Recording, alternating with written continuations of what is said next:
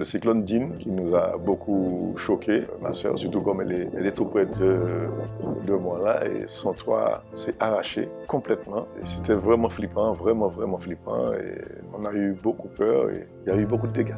J'ai été beaucoup inquiété par l'eau qui rentrait chez moi parce que le vent venait d'ouest, venait vraiment de la terre.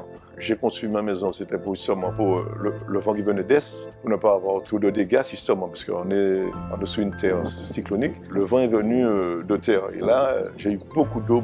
Il fallait barricader le soir. Je ne pensais pas que j'allais avoir de l'eau sur cette partie de ma maison, qui est entrée sur les portes, tout ça. Il fallait mettre des serpillères. Je me suis même mis en modiole parce que je vais couper beaucoup pendant toute la nuit.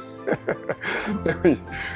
Il faut que les gens se préparent parce qu'on ne sait jamais. Je ne dis pas, les gens qui ne l'ont pas encore vécu vivent un cyclone parce que c'est très difficile, très angoissant. La nuit, pas de lumière, on ne voit pas d'eau et c'est frustrant sans lumière, surtout maintenant. On est très moderne, pas de lumière, pas de télé, on n'a rien, pas de téléphone. C'est vraiment frustrant et je dis aujourd'hui, les jeunes d'aujourd'hui qui découvrent si jamais il y a un cyclone, il faut vraiment vous préparer, mettre de l'eau, surtout pas de trucs glacés. Acheter des flocons, des frozen, parce qu'on n'aurait pas de lumière pendant 2-3 jours. C'est pas la peine d'acheter de la viande, des trucs qui va jouer, de la farine, du lait. C'est quelque chose qui peut sauver. Et c'est juste ça que je commande, et surtout de l'eau.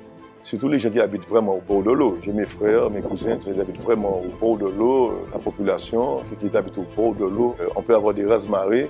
Il faut faire très attention. Par contre, ces gens-là, par le préfet, enfin, recommander ces gens-là de sortir de chez eux pendant une journée ou 2 jours. Surtout maintenant, les ouragans, les cyclones sont doublés, c'est 300 km/h. Avant, on connaissait 150, 180. Maintenant, ça a doublé, 300, 320 km/h. Les cyclones sont très actifs maintenant.